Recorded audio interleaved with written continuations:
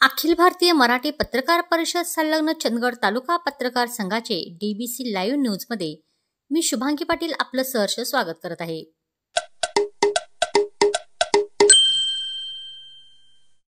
नृसिंहवाडी अलमट्टी धरणवाडीच्या विरोधात नृसिंहवाडी येथे पुकारलेल्या बंदला उत्कृष्ट प्रतिसाद।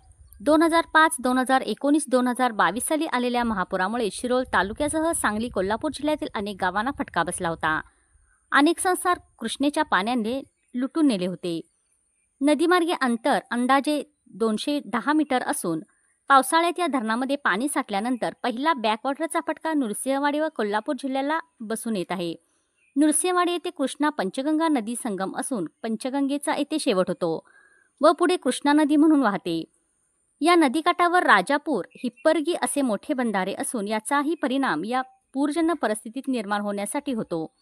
सध्या अलमट्टी धरणाची उंची 524 मीटर असून पाणी साठवण्याची क्षमता 519 मीटर आहे। या धरणाची उंची वाढवण्याचा घाट कर्नाटक शासनाने घातला असून ही उंची वाढवली तर कायमस्वरूपी महापुराचा फटका बसण्याची शक्यता आहे। याला नृसिंहवाडी येथे बंद पुकारण्यात आला असून मे महिन्याच्या सुट्टीत अनेक भाविक येथे दर्शनासाठी आले होते। या बंदमुळे यांचे हाल झाले असून येथे आज लग्न व उपनयन मुहूर्त असल्याने पुणे, मुंबई येथील अनेक भाविक आले होते। या बंदमुळे हाल झाले। येथे नित्यनियमाने भरणारा बाजार पूर्णपणे बंद होता। पानपट्टी धारक, किराणा दुकान तसेच मेवा मिठाई व्यावसायिक यांनीही बंदला उत्स्फूर्त प्रतिसाद दिला। हॉटेल व्यवसाय पूर्ण बंद असल्याने येथील मंदिरातील असलेल्या देवस्थान दत्त देवस्थान मार्फत चालवलेल्या जाणाऱ्या भैरमभट प्रसादायाला अनेक भाविकांनी गर्दी केली होती।